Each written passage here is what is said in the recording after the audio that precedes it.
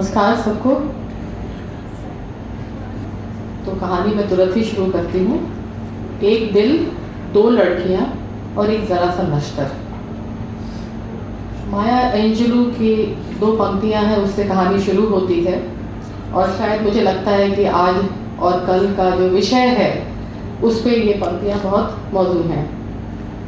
You may write down in history with your bitter twisted lies. You may trod me in the very dust, but still like dust I will rise.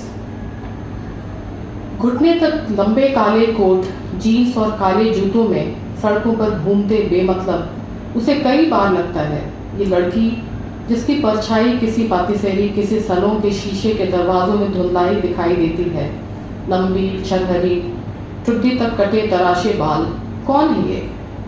बचपन में पढ़ी modesty Blaze जैसी दिखती है लड़की, कौन है? मिली इधर आ, तेरे बालों में तेल लगा दूं। मिली तेरी चोटी कैसे बार बार खुल जाती है। मिली यहाँ पीढ़े पर बैठ, तेरे लिए गर्म रोटी सेक दूं। लड़की उस बच्चे की तरह आंखों में चुप चले आए आंसू को उल्टी हथेली पोंछती, मफलर गले पर कसती, तेज हवा से लड़ती और तेज कदम चलती है, जैसे तेज चलने से सब तकलीफ पीछे छूट जाएगी। रात मोनपाटास में तीसरे माले के अपने कमरे की रिहाइश में लौटते कई दफा पहला काम होता है लैपटॉप ऑन करना और गैस पर चाय का पानी चढ़ाना। कमरे में चीजों को छूते संभालते लड़की जैसे अपने होने की पुष्टि करती चलती है। कमरे की नीची ढलुआ छत के नीचे किताबों की शेल्फ और उसके बगल से निकली पतली सी खिड़की से गली का मुहाना दिखता है। खिड़की से नीचे रहने वाली बूढ़ी मादाम गोतिये और बुजुर्गवार मेसियर रेनो की तेज आवाज में आती झड़प, 12 साल के अलो की फुटबॉल खिलाई, सुनहरी चोटी वाली कैमिल का बस्ता उठाए मरियल चाल से स्कूल जाना। एक भूरी बिल्ली है इस छत से कूद कर उस सड़क पर आवारा चौंकती, कभी देख तोड़ती है। गली के आखिर से हमेशा तले प्याज की खुशबू आती है। निचली तल पर कोई संगीतकार है, धीमे भरे गले से दिल टूटने के उदास गाने गाता है और शाम को साइकिल उठाए हाथ हिलाता बेहद उत्फुल्ल दिखता जाने कहाँ चला जाता है। खिड़की पर रखा गमले का पीला फूल शाम की खुश्क हवा में हिलता है। नीचे लेटर बॉक्स में काले बालों वाली पीली चुलबुली लड़की शांतेल के लिए हर 2 दिन पर कोई भारी पैकेट आता है। सफाई वाली अधेड़ औरत जूलियट आधी सफाई करते अपने सूजे पाँव को आराम देने बैठकर सिगरेट फूंकती, गॉसिप करती, सबकी आवाजाही पर नजर रखती है। लड़की सब देखती है, जैसे इस तरह बाहर देखते देखते वह अपने भीतर के संसार को समझने का कायदा सीख लेगी। शायद इसलिए लड़की का बहुत सा अकेला समय इस खिड़की के आगे बैठे बाहर देखते बीतता है। अकेले में लड़की अनगिनत कप काली चाय पीती मासूम तरीके से खुश होती है और खुशी गर्दन तक भर जाए, नाक के छोर तक उनकी उठन महसूस होने लगे तो उतनी ही आसानी से फिर उदास होने लगती है। अलग अलग किस्म का बहुत सारा मिला जुला संगीत सुनती है। संगीत जैसे दुलार और आश्वस्ति का कोई गाढ़ा शावर हो जिसके नीचे खड़ी वह अचाहे अनुभूतियों को थपकी देकर नींद सुलाती रहेगी। किसी न आने वाली मेल का इंतजार करती और हमेशा कंप्यूटर पर लॉक्ड रहती है। खिड़की के बाहर समय बदलता रहता है, लड़की बदलती रहती है और बदलती हुई लौट कर पीछे छूटी खुद को हाथ बढ़ाए टटोलती खोजती रहती है। हमेशा 2 समय में जीती है, जैसे समूचेपन में एक अकेला पूरा जीवन जीने का बुरापन ना हो, जैसे यहाँ की रातों में वहाँ का दिन जीते रहना उसके जीवन का छिपा भेद हो। अभी दोपहर, वहाँ बीच रात, अभी गुनगुने वाइन की गूंज यहाँ, वहाँ तुलसी का काढ़ा। लड़की सोचती है तो उसे लगता है आंखों को नम करने के बहाने खोज रही है। लड़की के सारे संदर्भ अब भी कहीं किसी छूटे समय और बुरी अनुभूतियों में गुथे आते हैं। सब कुछ पीछे छोड़कर वह इतनी दूर निकल आई है। खुद अपने को वह समझती थी इतना पीछे छोड़ आई है, फिर भी खिड़की के पास खड़े खड़े अब भी लगता है चेहरा घुमा कर देखेगी तो दिखेगा, क्या दिखेगा, क्यों दिखेगा। इतना सारा वक्त वो किस इंतजार में बिताती रहती है? किसी न आने वाले खत के इंतजार में जिसका न आना निश्चित तथ्य है। शायद जिस दिन आ जाएगा उस दिन उसकी छाती घबराहट से फट जाएगी। हर बार लॉगिन करते, पासवर्ड टाइप करते उसे लगता है जैसे अभी किसी भारी इम्तहान का रिजल्ट निकलने वाला है। उंगलियां पसीज जाती हैं और छाती धड़धड़ाने लगती है। मेल बॉक्स में वही किसी ग्रुप मेल की अनचाही इतला, किसी सोशल नेटवर्किंग साइट्स के नोटिफिकेशन और किसी अनजानी जगह से $1000 मिलियन के इनाम की सूचना बस। कभी उसे खुद खबर नहीं होती, पता चलता है चुपके पुरानी मेल्स पढ़ रही है। जानती है उस बीत गई दुनिया में लौट लौट कर कुछ ढूंढते रहना समय बेकार करने की बेवकूफ़ी है। फिर भी नदीम कहती है तुम बेवकूफ़ हो शेरी, यू शुड मूव ऑन। जानती है लड़की, उसका दिमाग जानता है। दिल जाने कैसी कामनाओं की उधड़न सिलते रहना चाहता है। ठीक से देखो तो बस इतनी सी ही तो बात है। अकेलापन चूहा है जो उसके सुख को कुतर रहा है। लड़की चीखना चाहती है, चिल्लाना चाहती है, तरल उदासी की दुनिया में कोई बम फोड़कर भाग निकलना चाहती है, सब उलट पुलट कर देना चाहती है। पुरानी किताबों से जाने कब की लिखी दबे पुरुषों में दफन दुनिया, राख के भीतर अब भी अंगारे सुलगते हैं। कई बार जब रात रात में नींद नहीं आती तब हाथों को छाती पर बांधे सीधे सतर लेटे उसे लगता है इस छोटे संकरे कमरे में, इस पतली चौकी पर कोई नंग लेटी है जिसने भौतिक दुनिया से अपना वास्ता खत्म कर लिया। एक दिन ये लड़की ऐसे ही मर जाएगी, अनलव्ड, अनअटेंडेड, अनवांटेड। नदीम शायद पहली व्यक्ति थी जिसे उसने सुदीप के बारे में बताया था। छोटे टुकड़ों में, सिगरेट के धुएं के बीच, खाना पकाते, मेट्रो से शहर घूमते, पेवमेंट पर से किताबें खरीदते, आगे पीछे भीड़ से बचते, तेज चलते, किसी पार्क के बेंच पर बैठे, रात फर्श पर पसरे छत ताकते, नींद के बेहोश टुकड़ों के बीच, जागने के स्याह उदास दिनों के संग, कभी एक वाक्य, कोई एक शब्द, टुकड़ों टुकड़ों में तैयार किया किसी कैनवस की तरह, कभी छूट कर कोई लंबी तान, अपने अतल गहराई में डूब कर, कभी खुद से दूर रहकर। नदीम चुप भौहें ऊंची किए सुनती, सिगरेट के धुएं के पार उसकी आंखें कहीं भटक जाती हैं। तुमने वर्जीनिया वुल्फ पढ़ा है? वांटन और वुल्फ की तुम्हारी क्या समझ है? मैं नहीं जानती। किसी पुराने खत से निकलकर शब्द उसकी त्वचा को छूते हैं। रात के नीले अंधेरे में लड़की हकबका कर बेचैन होती है, उसकी छाती फटती है। कोई देखा सपना सारंगी के सुर पर नृत्य करता बेमत होता है। लड़की निष्क्रिय होना चाहती है, जानती है निष्क्रिय होने की मुश्किल। ये ऐसी समझदारियां हैं जिन्हें अक्वायर नहीं किया जा सकता। सही गलत और सुख दुख की उलझी व सब्जेक्टिव धारणाओं की तरह ऐसी समझदारियां भी आपके जीवन में, आपका जीवन से मतलब क्या है जैसी बातों से काफ़ी परतदार संबंध बनाए रखती हैं। ऐसी समझदारियों में कभी कोई गलत और कोई सही होता भी नहीं है।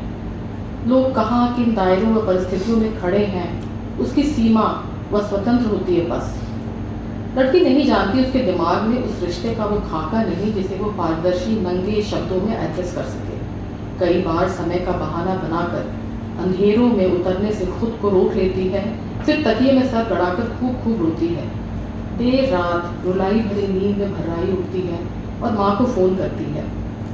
ठंड में पूरे कपड़े पहनकर निकलती हो ना? हाँ माँ। और रात क्या खाया? खिचड़ी।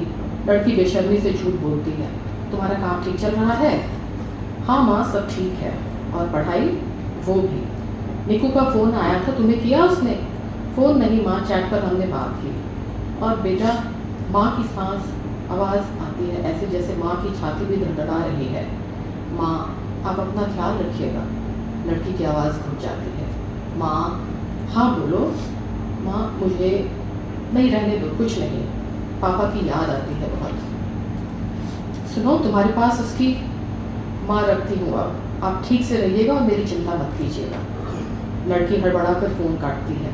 जानती है माँ क्या पूछना चाहती है। इस छोटे से कमरे के अंधेरे में उसे चक्रधरपुर का बड़ा सा घर दिखता है।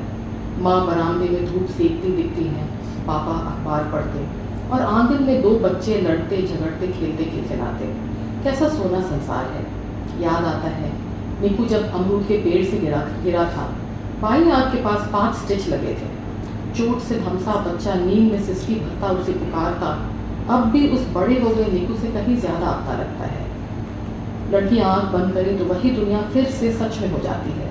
इस अनजान जगह की अपरिचित अजनबियत की ठंडी खुश्क दुनिया बड़ी झूठी। कभी कभी लड़की जब जल्दी फ्री हो जाती है तब शेक्सपियर एंड कंपनी चली जाती है। लूव्र के पास वाले मेट्रो स्टेशन से निकलकर पैदल सेन के किनारे और पो डेजार्ट से नदी पार करते हुए सा मिशेल और वहाँ से रूई दला बुशरी। गली से उठते खाने की खुशबू मुंह में भरते निकलती है और अचानक किताब की दुकान के बाहर धूप में किताबों के कार्टन और फवारे से बहते पानी की उमकती खुशी में कुछ देर वहीं बाहर बेंच पर बैठती है। होजे से उसकी पहचान यही हुई थी। भूरी दाढ़ी और भूरे अस्त व्यस्त बालों वाला लंबा दुबला झटपट हंसी हंसता हमेशा मदद को तत्पर होजे। उसकी अजीब सी अंग्रेजी पर लड़की मुस्कुराती है। लड़की बहुत बाद में जानेगी कि होजे बहुत साल लंदन में रहा है और उसकी अंग्रेजी अंग्रेजों जैसी है, लेकिन फिलहाल होजे जानता है कि इस उदास लड़की के चेहरे पर हंसी लाने का सिर्फ एक तरीका है, अतिरंजित फ्रेंच उच्चारण में अंग्रेजी बोलना। नदीम से उसकी पहचान भी यही हुई थी। ऊपर के कमरे में खिड़की के पास तख्त पर बैठे किताबें उलटते पुलटते से कई बार देखा था।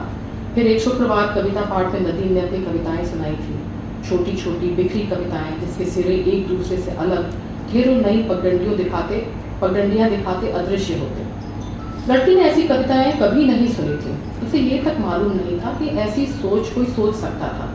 लड़की खुद जो चीजें लिखती उनमें तरल उदासी का लोप होता, महीन गजन तरंग के हल्के पदचार।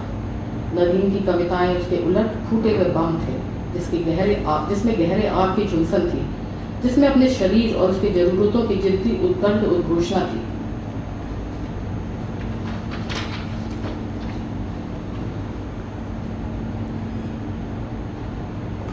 नदीम कहती, मैं इसलिए ऐसे व्यस्त कविताएं लिखती हूँ कि दिन भर बच्चों की किताबों पर काम करते मुझे रिलीफ की ज़रूरत होती है। अपनी दुनिया में वापस लौटने के लिए दरवाजे हैं जिन्हें मैं कुछ धमाके से खोलती हूँ। वाइन के 2 घूंट पीते वो गुनगुनी हंसी हंसती और तुरंत अपने झोले से कोई पिक्चर बुक इलस्ट्रेशन निकालकर उत्साह से दिखाती। देखो कितना मासूम भोला संसार है, मेरी अंधेरी भ्रष्ट दुनिया से बिल्कुल अलग। उसकी खराशदार धुएंदार हंसी देर तक लड़की के कानों में गूंजती। लड़की रोज रात माँ को फोन करती, उनके बीच बातचीत की एक परिपाटी का निर्वाह होता है। लड़की कभी कभी अपने भाई को फोन करती है, ज़्यादातर वो चैट करते हैं या स्काइप पर बात करते हैं। भाई सिंगापुर में रहता है, माँ चक्रधरपुर में। लड़की 1 साल से पेरिस में है, पढ़ाई कर रही है और पार्ट टाइम एक वित्तीय संस्था के लिए कुछ क्लरिकल काम करती है। रात को थककर चूर होती है तब चमेला वारदास सुनती है, मेल चेक करती है और जीमेल चैट पर अवेलेबल दिखती है। हरी बत्ती हमेशा जलती है। कई बार खाना पकाते या बाथरूम जाते लगभग वापस दौड़ कर लैपटॉप का स्क्रीन चेक करती है, जैसे उसके वहाँ से हटते ही कोई कनेक्शन है जो टूट जाएगा। कभी कोई चैट बॉक्स पॉपअप करता है, उसके दिल की धड़कन तेज हो जाती है। कभी कभी नदीम उसके घर आ जाती है, तब दोनों पास के ग्रोसरी शॉप चले जाते हैं, तरह तरह के मसाले और हर्ब्स खरीदते हैं, अच्छी शराब की कोई बोतल, थोड़ा गोट चीज़ और अंत में एक बागेट। नदीम हुमुस, फतूश और कुछ अच्छा पकाती है। लड़की दाल का पतला सूप और तहरी। नदीम लेबनान से है, बेहद खूबसूरत। उसकी त्वचा चंपा के पीले फूल जैसी है, उसकी स्याह आंखों में गजब की चमक है। नदीम का चेहरा पारदर्शी है। जब खुश होती है उसकी त्वचा के भीतर कोई रोशनी भग से जल जाती है। जब दुखी थकी होती है तब उसकी आंखों के नीचे स्याह छाई पड़ जाती है, जैसे किसी बच्चे ने चारकोल के काले को आंखों के नीचे मल लिया। उसकी आंखों के बगल में हरी नसें उभर आती हैं। नदीम की आंखें बेहद सुंदर हैं। नदीम हमेशा आंखों में मस्करा और होंठों के नीचे नीले आई शैडो लगाती है। नदीम के होंठ हमेशा नंगे होते हैं, उस पर कोई लिपस्टिक कोई ग्लॉस नहीं लगा होता। उसके बाल एकदम छोटे हैं लड़कों की तरह, लेकिन नदीम भरपूर औरत है। लड़की जबकि आंखों को खाली रखती है, होंठों पर अलबत्ता ज़रूर लिपस्टिक लगाती है। Shade number 29, copper bronze, vicious kiss, कभी कभी पर्पल प्लम। लड़की जब सुदीप को याद करती है तब लिपस्टिक लगाती है और मोहम्मद रफ़ी के पुराने गाने सुनती है। नदीम उसके साथ कंधे से कंधे सटाकर रफ़ी के गाने सुनती, झूमती, आंखें चपकाती है, हाथ लहराती है। होजे कहता है, I am beginning to get very jealous of you Sharmila, taken my girl away. Nadeem बेपरवाही से झूमती रहती है। Nadeem is no one's girl, never will be. Nadeem ने ऐसे ही किसी रात उसे बेरूत की गलियों की तस्वीर दिखाई थी। युद्ध ध्वस्त शहर, मलबे, टूटे मकान और फिर युद्ध की विभीषिका से निकलता बनता जिंदा होता शहर, बेकावादी और अंगूर के बगान, टावलेट, रेस्तरां में ताजे खाने के स्वाद लेते लोग, अपने परिवार की तस्वीरें, काले हिजाब में शफाफ चेहरे वाली माँ, काली चमकीली संजीदा आंखों वाली छोटी बहनें, नहीम शहीन, खुरदुरे पर उदार दिखते पिता, पत्थरों वाले आंगन और जैतून के पेड़ वाला जॉक मिसबे में पैतृक मकान। फिर बशीर जो उसका मंगेतर था, बशीर जो तस्वीर में हंसता दिखता था, बशीर जो सफ़ीर अखबार में काम करता था और मई 2008 में हिजबुल्लाह के संचार नेटवर्क को ख़त्म करने के सरकारी फैसले से उपजी हिंसक झड़पों में मारा गया था। बशीर जो गाने गाता था, बास्केटबॉल खेलता था, मामलूक कलाकृतियों में पैशनेट दिलचस्पी रखता था, जो खाना पकाने और खाने का बेहद शौकीन था, जिसके लिए ज़िंदगी जीना एक गंभीर नशा था, जो जिंदा रहना चाहता था, जो नदीम को प्यार करना चाहता था, मारा गया था निकाह के 2 हफ्ते पहले। और वह जर्मन लड़का होजे जिसकी नकल उतारता तुम्हें छेड़ता है, लड़की ने भोलेपन से पूछा था। नदीम ने सिगरेट का धुआं पीते कहा था, Jose is jealous of that poor German soul. तुमने देखा है मेरे नज़दीक किसी को? Other than you, anyone? I hate life. Might have lusted after someone for a day or two, but that is different. I cannot hurt Bashir, can I? Nadeem की आवाज़ धुएं से भर गई थी। फिर वो हंसने लगी थी और हंसते हंसते खांस में। उस वक्त माँ का फ़ोन आया था। माँ सशंकित होकर पूछ रही थी, कौन खांस रहा है? दोस्त है माँ। नदीम ने वहीं से चिल्लाकर कहा था, नमस्ते। माँ ने पूछा था, कहाँ की है? भारतीय नहीं है? उस दिन उनकी बात हर दिन की बात जैसी नहीं हुई थी। लड़की को बहुत बार माँ का अकेला रहना सही नहीं लगता। पापा के जाने के बाद माँ अकेली हो गई है, लेकिन माँ उसके साथ नहीं रह सकती, कम से कम जब तक उसकी कोई सही आमदनी का जुगाड़ न हो जाए। और माँ नीकू के साथ भी नहीं रहेगी। कहती है अब इस उम्र में अपने घर को छोड़कर कहीं और मुझे चैन नहीं पड़ता। एक बार महीने भर के लिए सिंगापुर चली गई थी, फिर 20 दिन में ही वापस आ गई। नदीम जब शराब पीती है उसके कान लाल हो जाते हैं। वो अपने जूते और जुराबे उतार देती है, नीचे फर्श के कालीन पर पैर फैलाकर आंखें मूंद लेती है। उसके पाँव बेहद सुबुक हैं, पैरों के नाखून पर लाल नेल पॉलिश लगा है। उसके शरीर से धीमी खुशबू उठती है। नदीम अपना शरीर छोड़ देती है ढीला, अपनी ठंडी उंगलियों से लड़की के गाल की हड्डी पर कविता के 2 शब्द लिखती है। लड़की सिहर कर अलग हट जाती है। उसके कमरे में सिर्फ एक पतली सी काउच है जिस पर सिर्फ एक प्राणी सो सकता है। नदीम जब उठती है तब सोफे पर सो जाती है। तुम्हें पता है शरीर में बशीर के साथ एक बार भी नहीं सोई। मैं उससे बहुत प्यार करती थी। हमने सोचा था निकाह के बाद। और वह जर्मन पुअर सोल, वो बहुत अच्छा है, लेकिन मैं उससे प्यार नहीं कर सकती। लड़की को अंधेरे में कोई चीज़ हिलती दिखती है। नदीम सोफे से उठकर काउच पर आ गई है। उतने से पतले जगह में लड़की से सट कर उसे आलिंगनबद्ध कर लेती है।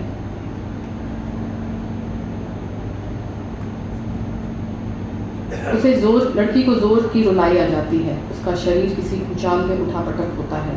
नदीम उसे धीमे से पुचकारती दुलारती है। लड़की का शरीर अब धीमी रुलाई में रह रहकर सुबह उठता है। थकी लड़की अपने माथे पर धीमी थपकी महसूस करती है। नदीम लेबनीज में कोई गीत गुनगुनाती है। उसकी आवाज़ हट जाती है, पर उसके गीत तसल्ली का संसार है। क्लांत लड़की नींद में गिरती है, फुसफुसाती है, नदीम मुझे छोड़कर मत जाना, सुदीप छोड़कर गया था। वो हमेशा लड़ते थे उन दिनों। लड़की सुदीप की दोस्तियाँ समझ नहीं पाती थी। Why you need anyone else when you have me? Nadeem से 3 दिन से मुलाकात नहीं हुई है। फ़ोन बजता है लगातार, अनुत्तरित। होजे का भी। लड़की अपने काम में अटके अचानक रात को याद करती है 3 दिन से नदीम का न मिलना। कुछ दूर किसी पिज्जेरिया में रात के सन्नाटे पर सवार हंसी की गूंज आती है, फेट करती हुई। टीवी पर फिल्म आ रही है, 3 कलर्स ब्लू। जूलियट बिनोश के चेहरे में उदासी का जर्द संसार है। लड़की की रूह कांप जाती है। उसे लगता है स्क्रीन पर बिनोश के चेहरे के उदास तीखेपन का अंश उसके चेहरे पर धीमे धीमे उतर रहा है। उसकी छाती ऐसी धड़कती है जैसे अब इसके बाद सांस नहीं। इस अकेलेपन में रहना उसे पागल बना रहा है। रात के 1 बज रहे हैं और लड़की के भीतर कोई जख्म धीमे पक रहा है। सारे स्नायु तन गए हैं। कमरे की बंद दीवारें जैसे उसके शरीर पर चढ़ी आ रही हैं। नीचे संगीतकार के कमरे में जैज़ की धुन पाइप पर चढ़ती रेलती ऊपर खिड़की के फाँक से भीतर आना चाहती है। दरवाजे के बाहर बिल्ली के नाखून की खरोंच लकड़ी पर पड़ती उसके दिल पर पड़ती है। माँ अकेले चक्रधरपुर में कैसे रहती होंगी, निपट अकेले उस बियाबान ढंढनाते मकान में। एक समय जब आबाद था घर और अब जब वीराना है। माँ कहती है रात नींद नहीं आती। एक कमरे से दूसरे चक्कर काटती रहती है रात रात भर। थकान से शरीर ढल जाता है लेकिन नींद गिरती नहीं। मिनट घंटे दिन लंबे खिंचते हैं, इतना कि समय का हिसाब खत्म हो जाता है। माँ अब हमेशा अतीत में रहती हैं।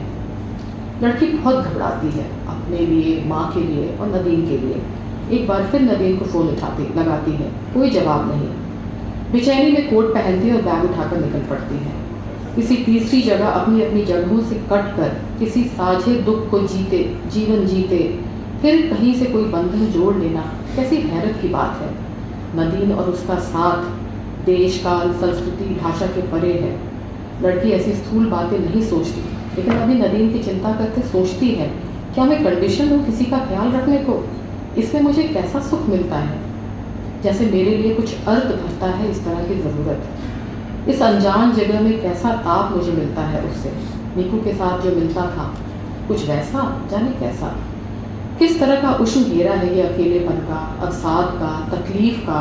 इसके भीतर मैं, नदीम और माँ, हम तीन औरतें किसी सर्द रात में कंबल में लिपटे दुख बांटते बैठे हैं सदियों से।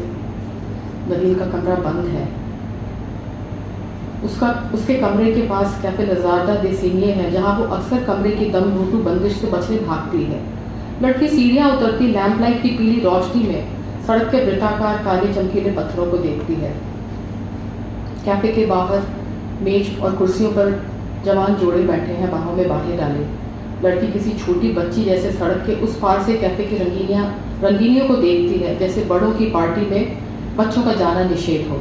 अपने कमरे का उदास अकेलापन याद आता है। वहाँ लौटना अभी ऐसे इस मूड में उसे मार डालेगा।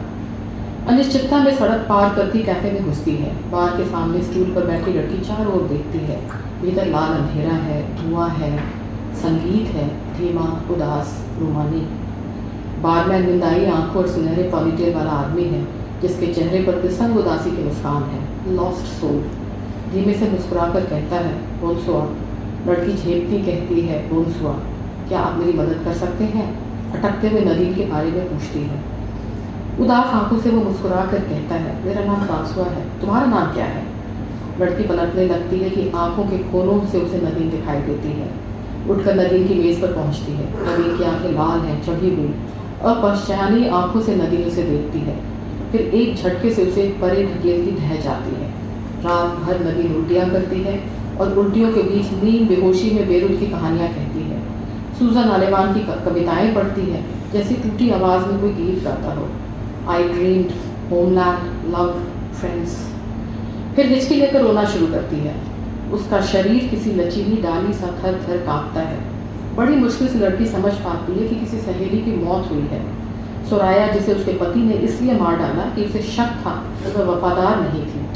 लड़की नदीम के बाल समेटती है, भीगे तौलिए से उसके बदन को पोंछती है। नदीम हिचकियों के बीच टूटे वाक्य कहती है, लेकिन तुम समझती नहीं माशेर, सुराया का पति ज़ियाद किसी और के साथ फंसा था। फिर भी उसकी आवाज़ हिस्टेरिकल होती है। फेथफुलनेस क्या होता है शेरी, बताओ? मन का, शरीर का, किसका? ये शरीर मेरा है ना, फिर किसी का इस पर अख्तियार क्यों? हम औरतें हमेशा इतनी अकेली क्यों होती हैं, बताओ? किसी के साथ होकर भी अकेली और बाज़ दफ़ा अकेली होकर भी मजबूत, किसी मर्द से भी ज़्यादा, बहुत ज़्यादा। जानती हो, बशीर की मौत के बाद उसके दफ्तर की किसी लड़की का फ़ोन आया था। उसकी आवाज़ में कुछ था, जाने क्या, कोई बड़ी चीज़ खो देने का ढहता दुख। हाँ, शायद यही था। कौन थी वो, क्या थी बशीर के लिए? मैं सोचना नहीं चाहती शेरी, बिल्कुल भी नहीं। मैं बशीर को वैसे ही याद करना चाहती हूँ, उसके आखिरी खत की तरह। नदीम का चेहरा बेतरह थका हुआ है। लड़की उसे नींबू आग पर पकाकर देती है। नदीम उसे चूसती गनगनाकर आंखें मीचती है, फिर हंसती है, ऐसी हंसी जो रोने से भी बदतर है। सैलावी, यही जीवन है। क्लांत नदीम नींद बेहोशी में गिरती है। कमरे में उल्टी की खट्टी महक है। लड़की को अब भी नींद नहीं आती। वो कमरे में घूमती है, सामान सहेजती, समेटती, कपड़े की अलमारी सजाती, प्लेटफॉर्म सूखे कपड़े से पोंछती, सिंक में पड़े गंदे बर्तन साफ करती। खिड़की से बाहर स्ट्रीट लाइट की रोशनी छलक कर अंदर आती है। एडिथ पियाफ नॉन जेने रिग्रेटे रिया गा रही है। लड़की इन घरेलू कामों में एक तरह का सुकून पाती है। सोती हुई नदीम किसी फरिश्ते से दिखती है। उसे अचानक माँ की याद आती है। पिछली दफ़ा वहाँ से निकलते उसने माँ को अंकवार किया था। तब लगा था माँ कितनी दुबली हो गई हैं, सिकुड़ सिमट गई हैं, जैसे उसकी बाहों में उसके शरीर से लगा कोई ठोस शरीर नहीं, बल्कि गुनगुने हवा का हल्का गोला है। बचपन की याद में माँ की ठोस स्मृति अचानक छूटी हो गई है, और अब माँ वहाँ अकेले, असहाय, उस विशाल घर में एकदम अकेले, जैसे वो यहाँ अकेली है, जैसे नदीम, जैसे सब औरतें जो अपने शर्तों पर जीने के बावजूद, या शायद इसीलिए अकेली हैं, सो लोनली। कोई बशीर, कोई सुधीर, कोई नहीं, किसी की भी आश्वस्ति नहीं, सिर्फ अपने होने की है, भरपूर, अगर समझ सकें। रात बहुत लंबी और स्याह है।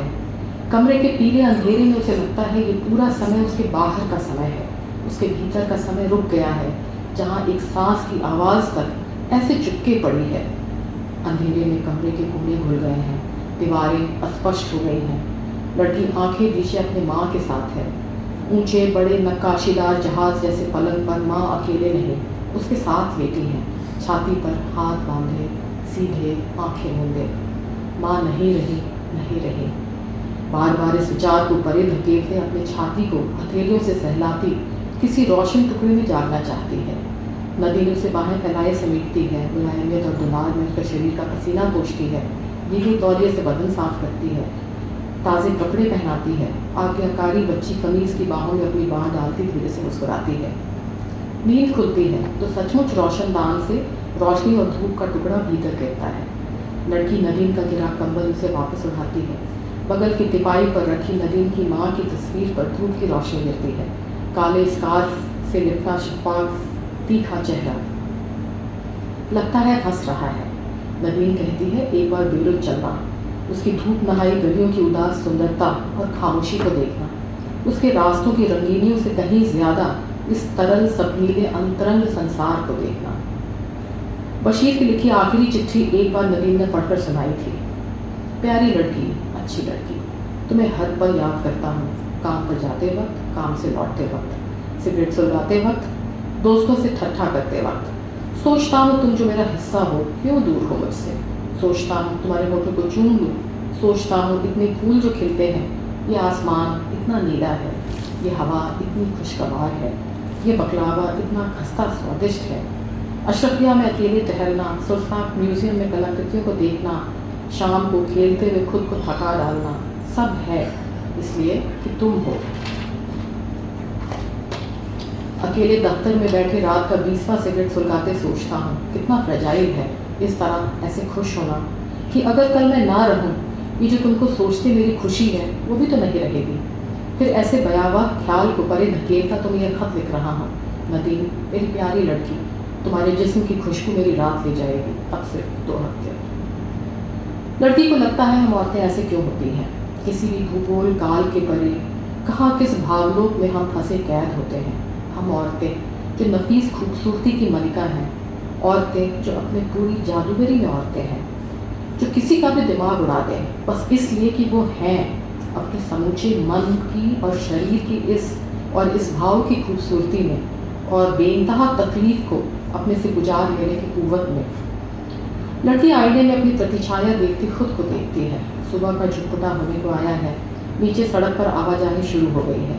खिड़की के सिर पर सिर टिकाए लड़की कुछ नहीं सोचती, ये भी नहीं कि कल किसी पुराने दोस्त का मेल था, बस इतना बताते कि सुदीप ने किसी मैंगोलियन लड़की से ब्याह कर लिया है, और ये कि होजे ने फ़ोन किया था रात, नदीम के लिए नहीं, उससे सिर्फ ये अनुरोध करने कि वो नदीम को बता दे कि उसका जर्मन छैला साल भर के लिए जापान जा रहा है। लड़की ने कहा कि तुम बताओ उसे। लड़की ने ये नहीं कहा कि नदीम को ज़रूरत है, उन्हें किसी की ज़रूरत नहीं। लड़की अपनी मुट्ठी से चेहरा पोंछती है, एक निश्चय में मुड़कर देखती है। नदीम के चेहरे पर आधी मुस्कान है, शायद सपना देखती हो, शायद नहीं भी। जिंदगी सपना नहीं, जिंदगी इंतज़ार नहीं, जिंदगी अकेलापन नहीं, जिंदगी है, बस सबके बावजूद है। बचपन में माँ हमेशा कहती थी औरतें विशाल होती हैं, उदार होती हैं, इतनी बड़ी कि पूरी सृष्टि समा जाए, पर कभी कभी इतनी छोटी हो जाती हैं कि ज़िंदगी छूट पड़ती है उंगलियों के फांकों से। ये तुम में है कि तुम क्या होना चाहती हो। बच्ची गोल गोल आंखों से माँ को देखते कहती थी, इतनी बड़ी, इतनी, फिर अपनी नन्ही बाहें फैला देती थी। लड़की निंदाई धीमे गुदगुदाती है, माँ मैं हुई इतनी बड़ी, इतनी, तुम देखोगी नहीं माँ। शुक्रिया। और ये कहानी मैंने जयशंकर जी की फरमाइश पे पढ़ी है। ये मैं बताना चाह रही थी, क्योंकि जयशंकर जी का लिखा मेरे लिए बहुत, उनकी कोई भी टिप्पणी बहुत महत्वपूर्ण है मेरे लिए। शुक्रिया।